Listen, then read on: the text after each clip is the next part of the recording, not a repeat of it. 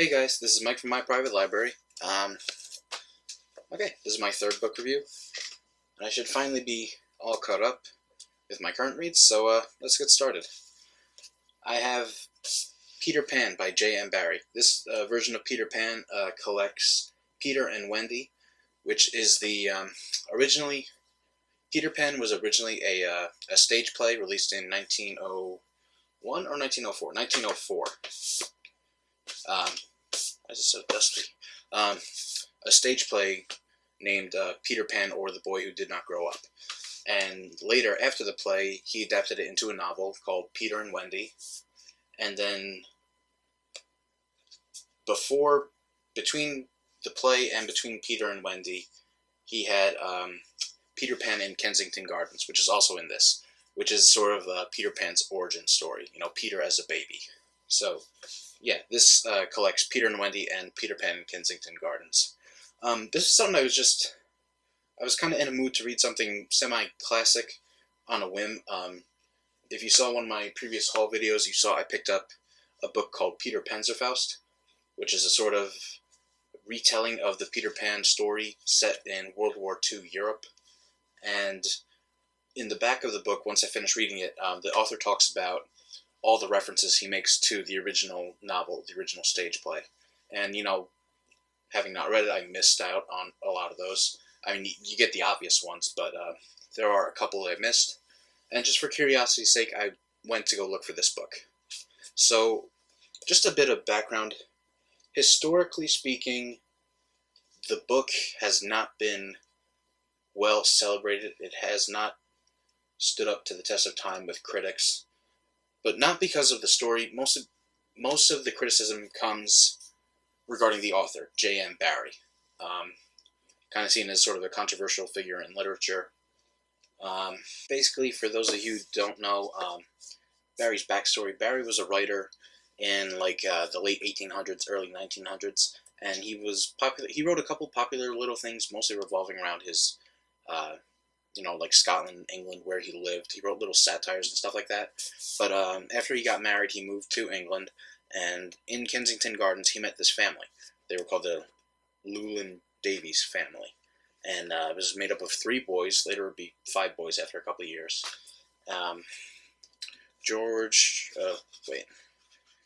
You'll see, the whole thing is, he's been accused of basically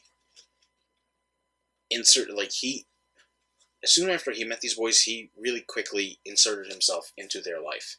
After, he was entertaining them at the park, the kids liked him. They sort of saw him as like another father figure.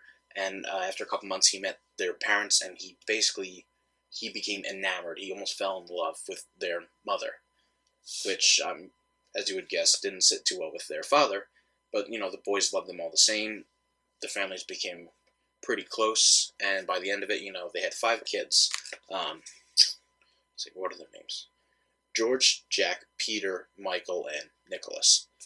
Right off the bat, you can tell, the names of Peter Pan, Michael, and then throughout the story, there's also a George, a Jack, and a Nicholas. Lost Boys or other characters. So, this story heavily involves them. So he's kind of been accused of, some would go as far as say pedophilia, but that's really pushing it too far. In anything, it's he's idolizing children, he's coddling them, he's doing all this fantastic stuff, blah, blah, blah. It's creepy, it's weird. And he's also been accused of, self-insertion, Mary suing, saying Peter Pan is really a stand-in for Barrie himself. Barrie was kind of like a little guy, short stature. He was 5'2" or 3, really skinny, clean shaven. Apparently, he didn't have to start shaving until he was 25. He had the appearance of a young person for most of his life. So it's Peter Pan is self-inserting, and he's interacting with these kids and convincing them to play with him and do all this fantastic stuff. And it's creepy and weird. And maybe Barrie's personal life got weird because he really did sort of become a surrogate father for these kids, After a couple of years, they were very closely involved. Him and his wife would divorce, and he would spend more time with them. Their father passed away from cancer. He would spend more time. He became like a surrogate father. He had these ideas of marrying their mother. He was still so in love with him, and apparently she promised they would be married, but unfortunately she passed away not too long after, and that kind of crushed him. But he became like a de facto father for them. And then one of the boys died in World War One. Another boy drowned. It was very depressing for Barrie, and I can sort of see them saying, "Oh, it's creepy," but at the same time, he doesn't make out Peter Pan or any of the children. He doesn't really raise them up and idolize them in the book. If you actually read it, he really comes off and says, "Listen, first of all, these kids are spoiled little brats. They're dicks. They ran away without saying anything. They scared their parents shitless." And Peter Pan really is kind of like a tortured soul character. I mean, he's not someone to envy. He's not someone you should really like. And to suggest otherwise is stupid. So, I mean, that's just my opinion. But yeah, what I like is, I like what he does to the mythology of the character. In Peter Pan and Kensington Gardens, he really explores the mythology. Nowadays, exploring mythology basically goes as, hey, I got this new type of vampire or werewolf or zombie that's immune to this. And modern writing, that seems like about it. And I guess back then, Barrie was doing the same thing, but with fairies.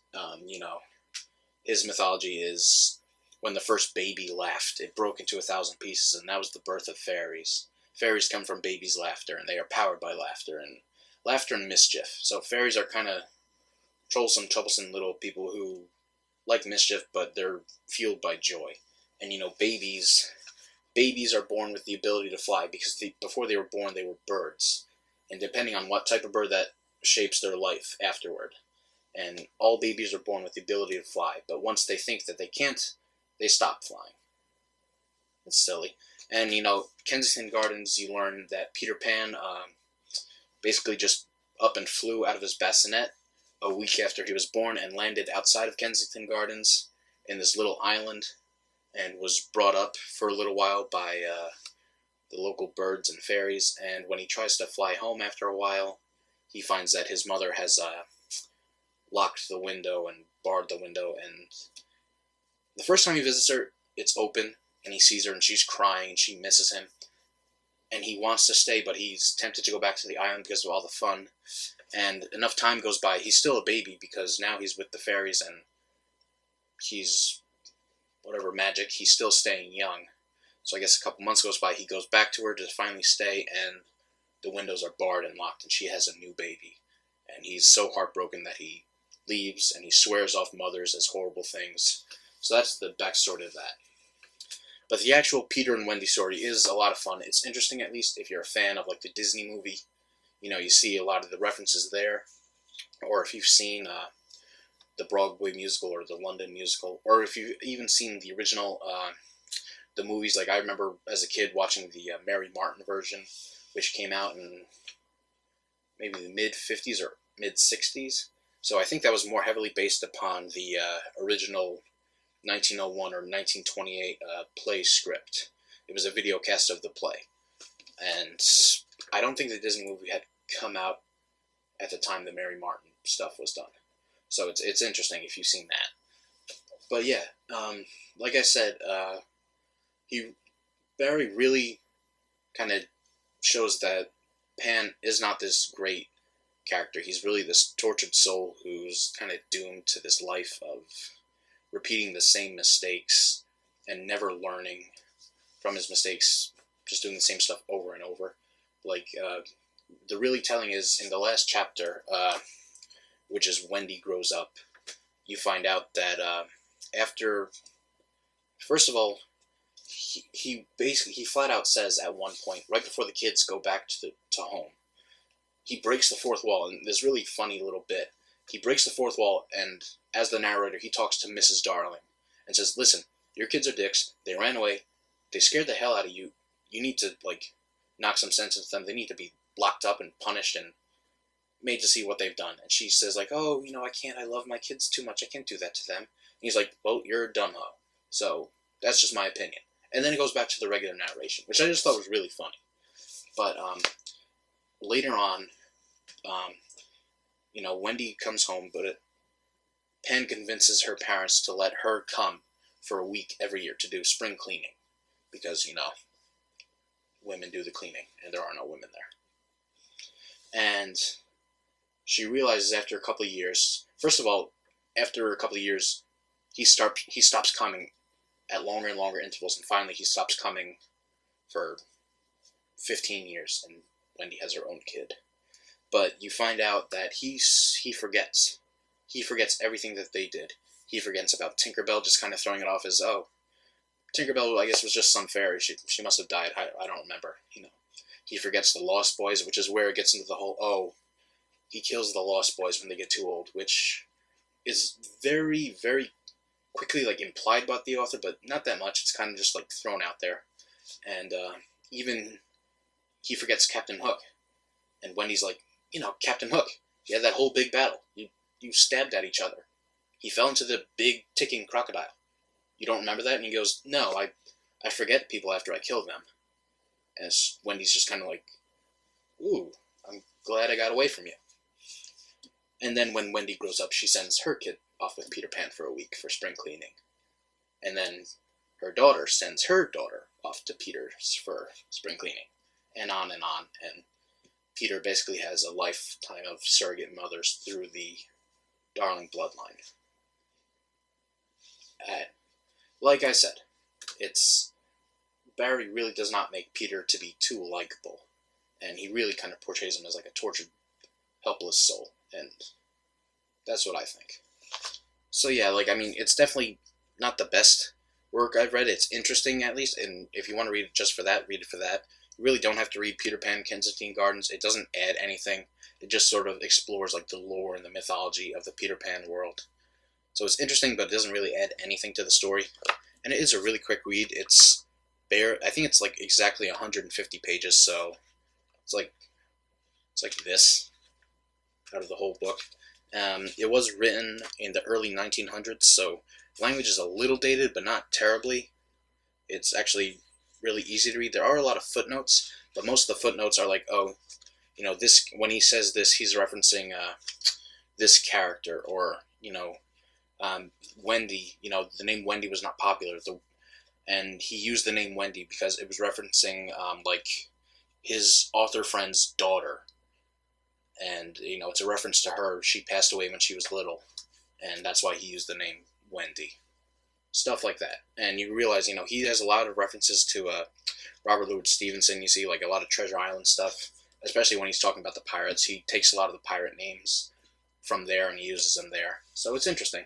But it's really a quick read if you have the time. You can probably knock it out in a day or two, or even an afternoon if you're quick. And it's interesting, if anything else, just to see, okay, what's your take on this? Is this really what the critics say it is at face value? I think it's not. I think if you can separate Barrie's personal life, it doesn't read the way you think it is. It isn't that creepy.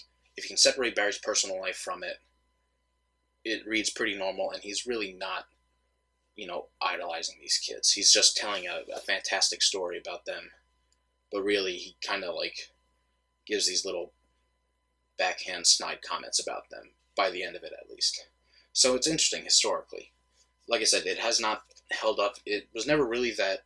The book version was not that lauded, during his lifetime or afterwards. The play, yes, because it was entertaining and it cut out, I think, some of the more controversial bits.